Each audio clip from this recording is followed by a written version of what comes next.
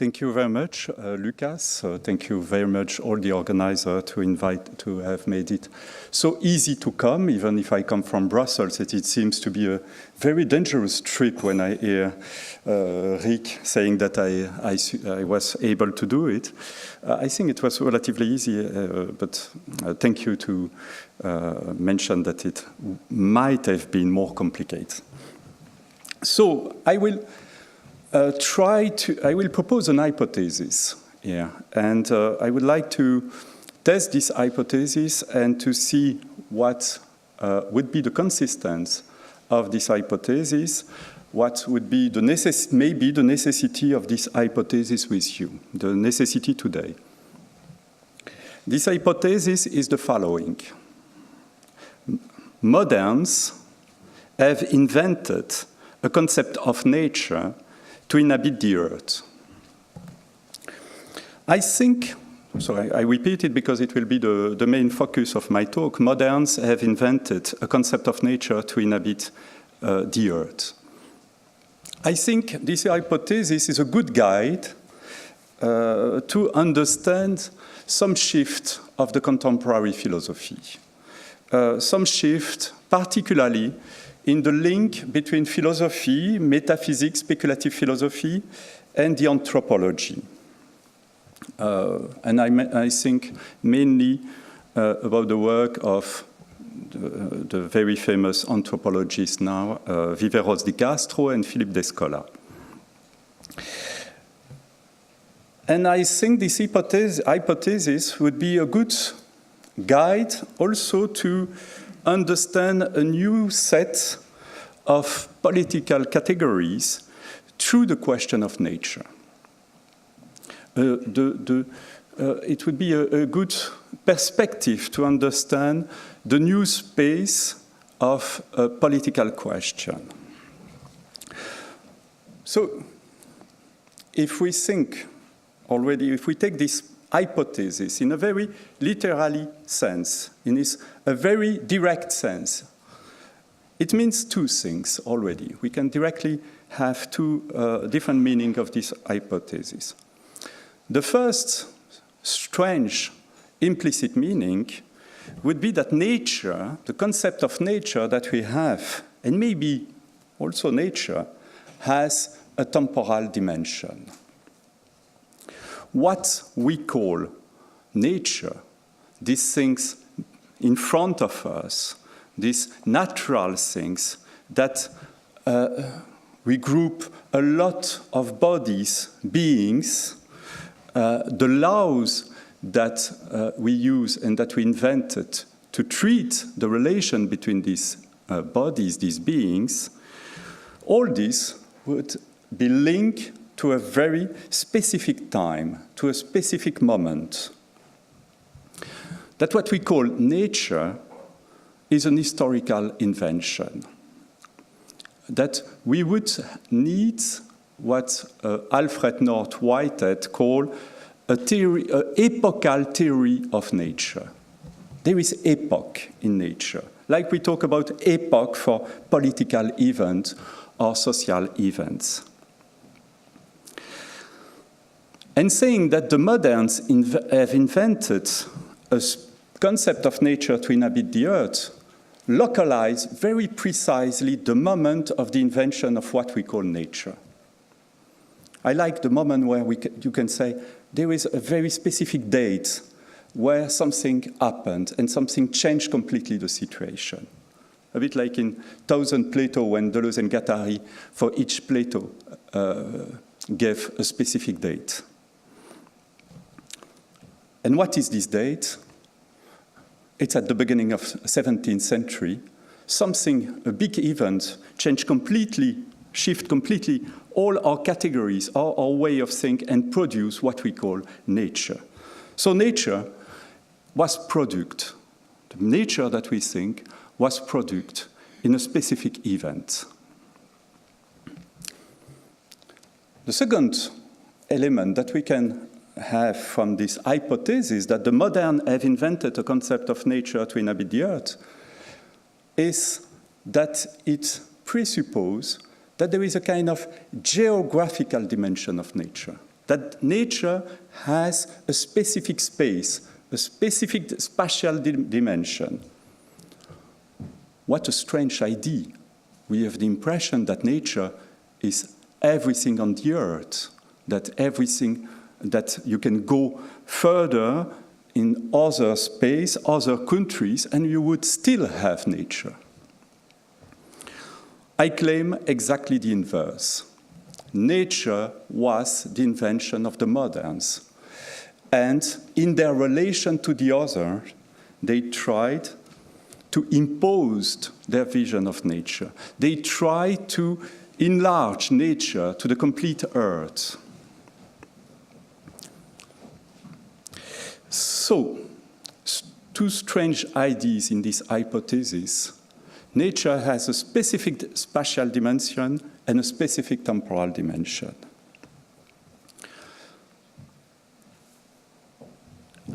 And the confusion that we all the time do, we say nature, we say the earth, we say sometimes the globe.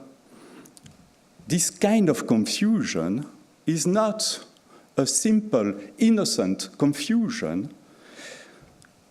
I would like to show that nature was or became a kind of war machine, the tools for a political redefinition that went in two different directions, or that it was a war machine in two directions.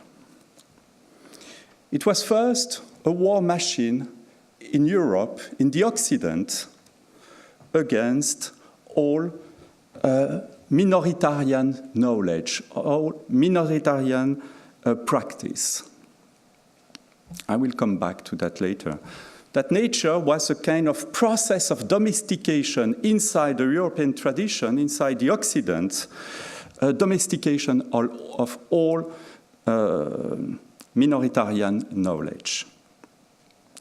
And in the same time, and I found it fascinating how a concept was a tool, became a war machine inside the Occident of domestication, and in the same time, an impressive tool for colonization, for transforming the others in the background, in the structure of the moderns. So it went directly in the two directions. So I think we cannot speak about decolonization without speaking about what happened in the same times in Occident, in Europe. I think the question of decolonization goes in two different directions, and it's exactly the same gesture. A very delicate expression to try to have some water, because I think we have all here some throat problem. I don't say that it's the organizer who are responsible for this. I said it's an event. We don't know where it comes from, but it happens as soon as I cross the room. So maybe, Lucas, we will have to talk about that later. So, how nature became a political power. How nature became a so strong tool, particularly strong because it was never or not enough analyzed as a political tool. We think all the time nature is everything but a political tool. So I think it's really important to come back to this very strange, specific invention of nature, how it was produced, what moderns call as nature. So finally, what for us is nature? You will say he has just 40 minutes, so the question is a little bit too big for the rest of his time. So I think it's a big and long question if you address in the wrong way. And the wrong way would be to try to focus on the representation of nature, to focus on all the metaphysics, the ontologies that treated nature, on all the philosophies that took into consideration of nature. In one word, you would never be able to answer to the question, what is nature, if you stay on the level of representations.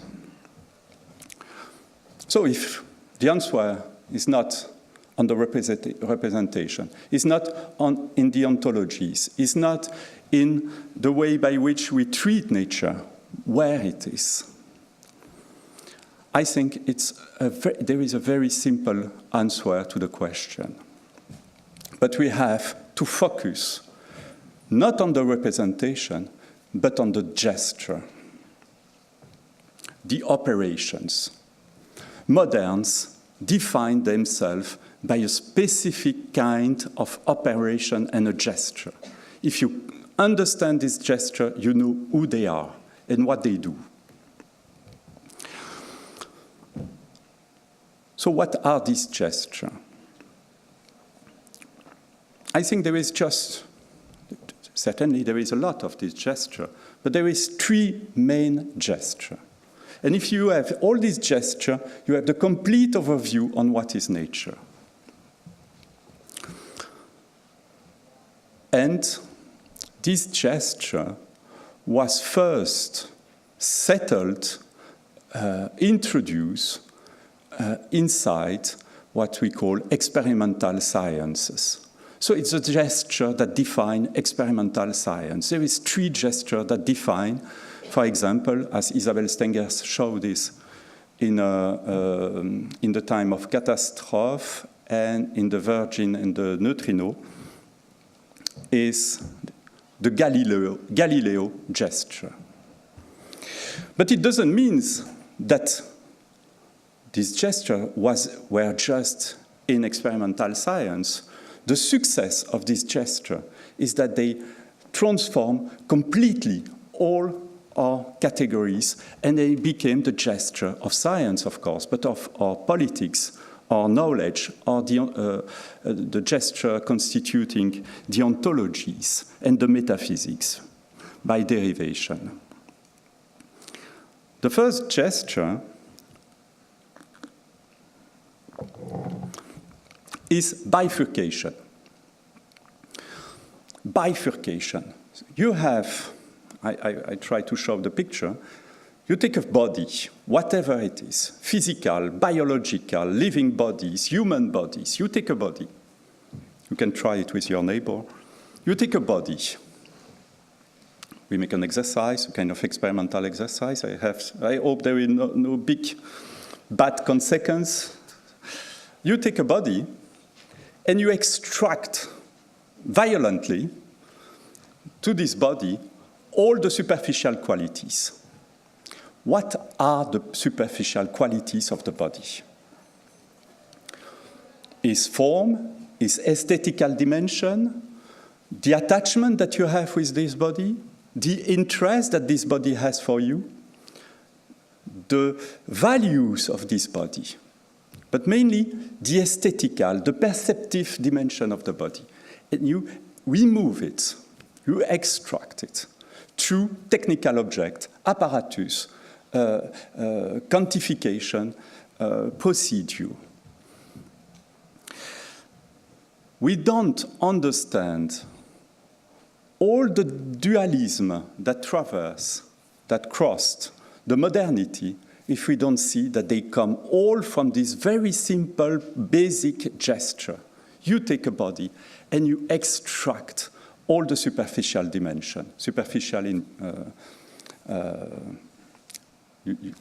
is an expression. How do you say it? Sure, superficial. You extract all these qualities. But if you think, what are these qualities? And if you think the word that we put on these qualities, it's aesthetics, moral, for values, sense of interest, sense of importance of things. And you extract everything from the body.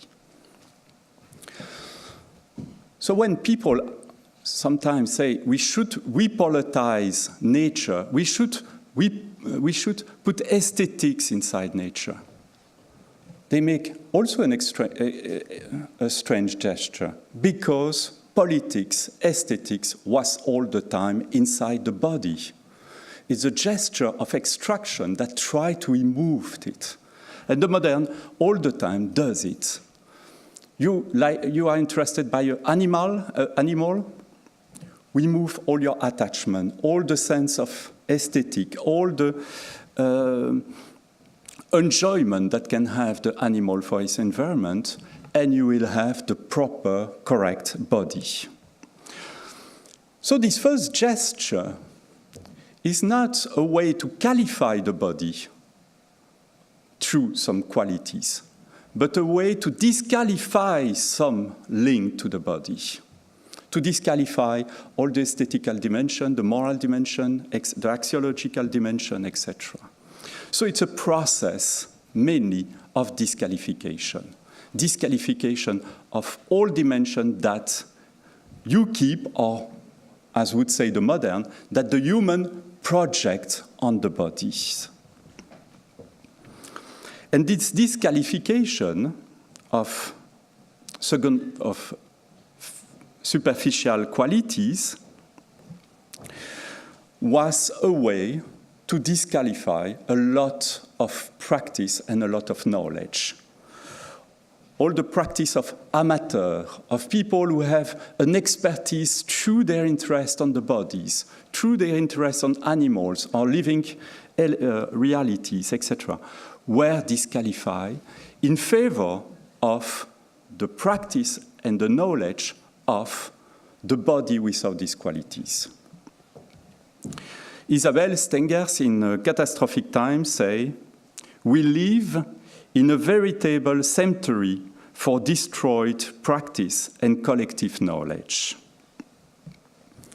This is our experience, a cemetery for destroyed practice and collective knowledge. Here comes the second gesture. The first is bifurcation. The second one, localization. As soon as you have removed all the superficial qualities of the body, how you can say that something is real, something is really there, or something exists, and how you would qualify the body, how you would qualify a living, how you would qualify a being in general. If you say, I will qualify by what I see, you will reintroduce the superficial qualities. So it will be still yourself projecting on the body. As the modern have disqualified all access, all interest in the body, they have no ability to see what finally is a body, what finally is nature, what is these realities. And this is a second gesture. The only positive definition that they produce or they invent was to say something exists when you can localize it. You can say it's here and now. It's here somewhere. You can situate it. But how you can localize something? You need a formalization, a geometrization. So the way to say what exists is strongly linked to an a priori of spatialization that they produce. You change the form of spatialization, you change the reality, because you cannot localize in this way. I think it's a good definition of what is materialism for the modern, a strange materialism, not the one that, of course, you developed, but the scientific materialism that crosses the modernity. A materialist, in the modern sense, the materialist as this way is, as a definition, matter is something that you can localize. It can be somewhere at a specific moment. If you cannot localize, it doesn't exist. And we see it all the time, even today, when people work on the brain and the representation of ideas, of memories, etc. They want to know where it is in the brain, which neuron is active in this moment. If you cannot localize, it doesn't exist properly. And this gesture, that was an experimental gesture, became against a very impressive war machine. A war machine against all the others, all the other culture, all the other civilization. They believe in God, they believe in spirit, they believe in gene, they believe in a lot of things. It's just believing. They cannot localize where it is. They have their ontologies, they have their way to treat realities, but they cannot localize it. So it became a very strange tool of colonization of the others and transforming all the other ontology as pure representation, pure believings, where the modern had the real key of knowledge. The third gesture, you have it in Galileo's famous technical invention, the inclinate plane.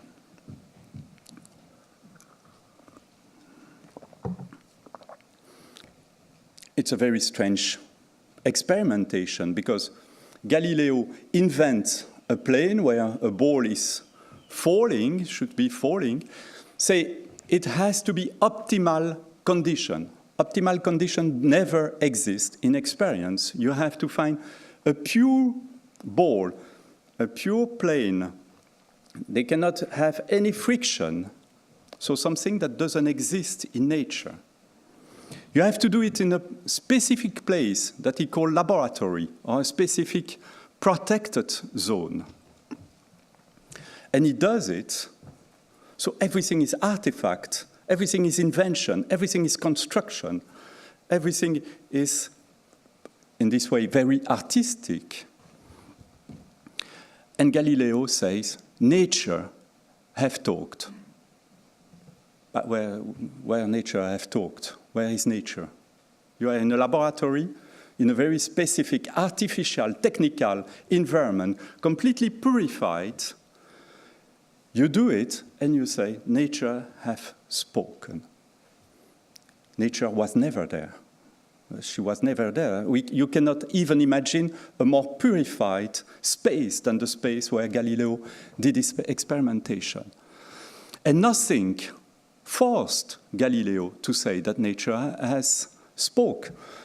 The experimental system would have worked. It would have demonstrated exactly what Galileo is in mind. So this strange gesture, I call it reification, chosification.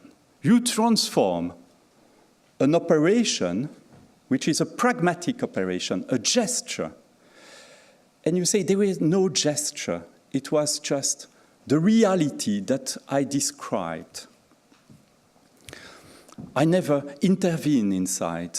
I never put myself inside. It was purely nature that the scientific just reveals, just showed, without intervention.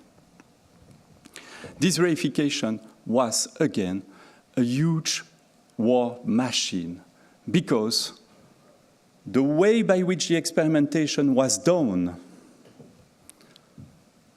enlarged its efficiency, enlarged its domination to all other experimentation, all other way to be in relation to other bodies or other part of what we call nature.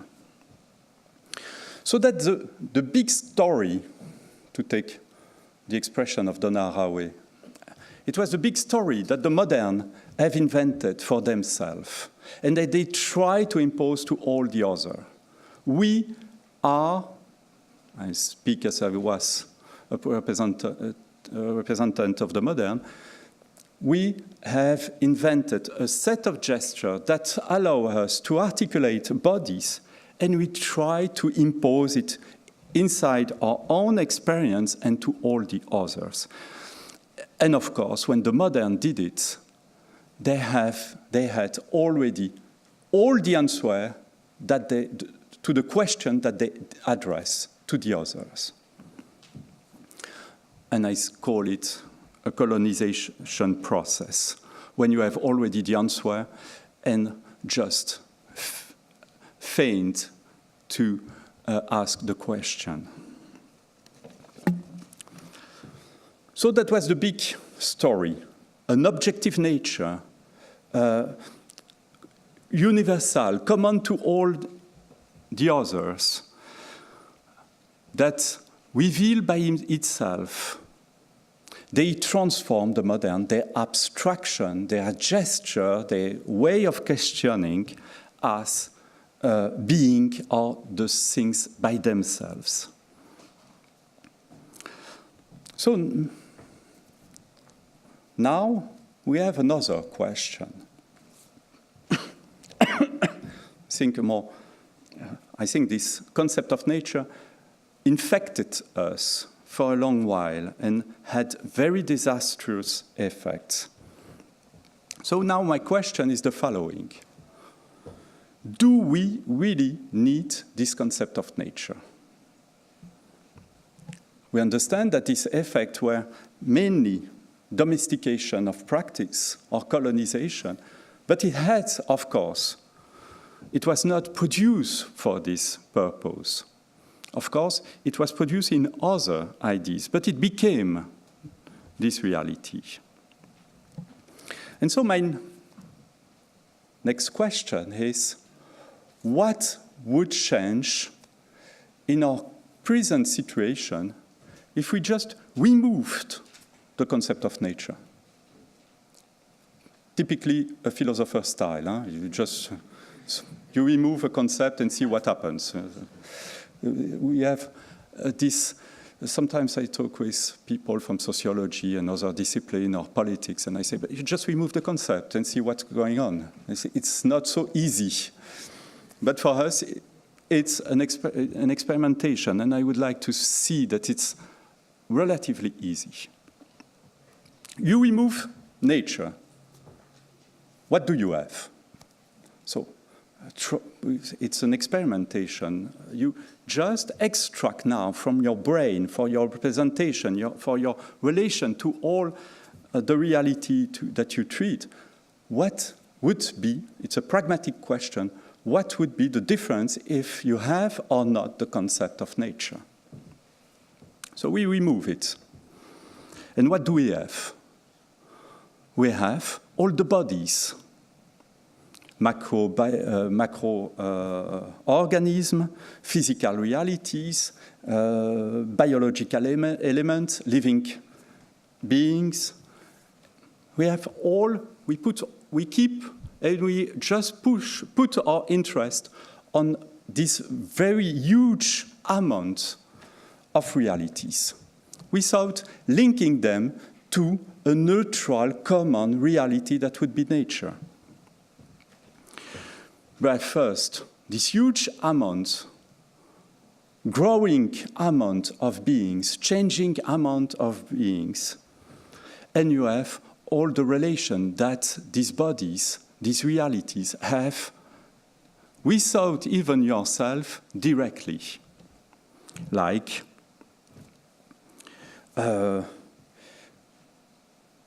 dependence, assimilation, predation, perception, sensitive connection. All these beings are not isolated, of course, beings. They cultivate a lot of different links, a lot of different relations, not just one, like in nature with gender differentiation, domain of existence, physical, biological, etc. They have already in themselves a set of relations, predation, assimilation, interest, aesthetical emotion, enjoyment. You have it directly inside this body.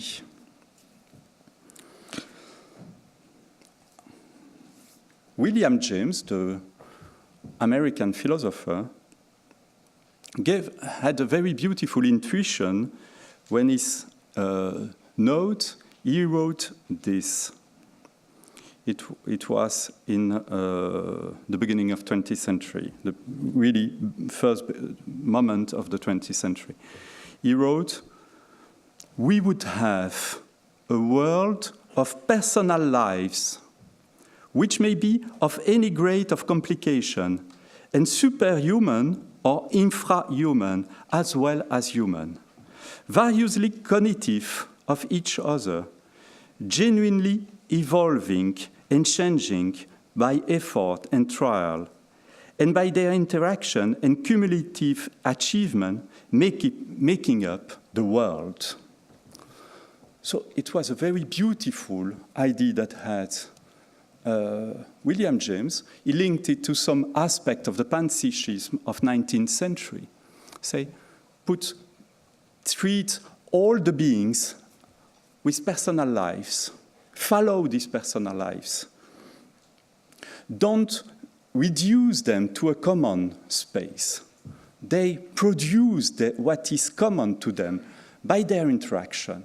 What is common will emerge of their interaction. They are not in common through their participation to a common space, previous common space. It's all their interaction that produce it. I think we should take very seriously this idea of personal lives. What might be personal lives, infra and supra-human personal lives? Treat each reality as a character, as a persona, a center of experience, as would say John Dewey, a center of experience, a center of life, producing by its interaction a lot of common realities. To get rid of this unification that was produced by nature, you could put all the qualities that the modern put as superficial, secondary qualities, you can put it in all realities. Aesthetical sense, sense of values, intentionality, even intentionality. Philosophy would join the development of new anthropology when anthropology interrogates a multiplicity of ways of inhabiting the earth. I quote Eduardo Viveros di Castro, "As various ethnographers have noted, unfortunately too often only in passing, virtually all peoples of the New World share a conception of the world as composed of a multiplicity of point of view. Every existent is a center of intentionality, apprehending other existence according to their respective characteristics and powers. The presupposition and consequence of these ideas are nevertheless irreducible to the current concept of relativism that they would, at first glance, seem to evoke." I call it this idea linked to a long tradition of philosophers from Leibniz to Deleuze, a radical perspectivism. This radical perspectivism consists in taking each reality by itself as a center of experience, producing an interpretation of the world through this point of view.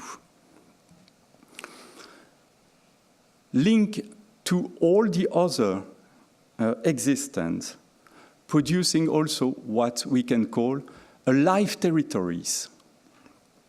A life territories. What is a life territories? Is the network of dependence, the network of attention for each being.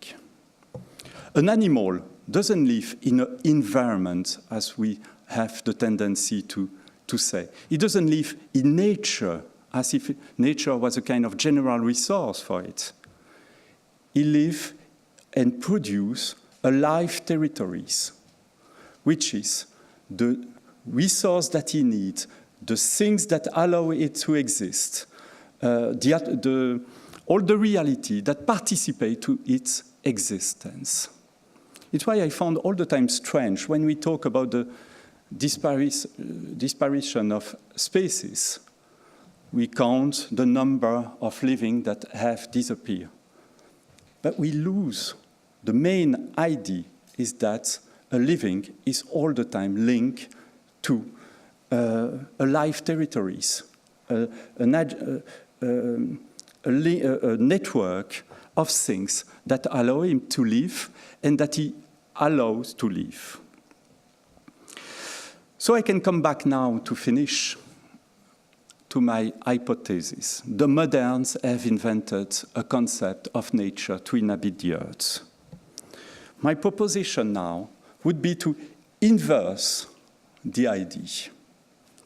What would be our perception of nature if instead of interpreting the earth through nature, we would interpret nature through the earth? So through this network of dependency, to this network of being linked all together by different way. I think it's time to get out of the concept of nature and to give its strong consistency to the multiplicity of mode of experience, human and non-human. Thank you.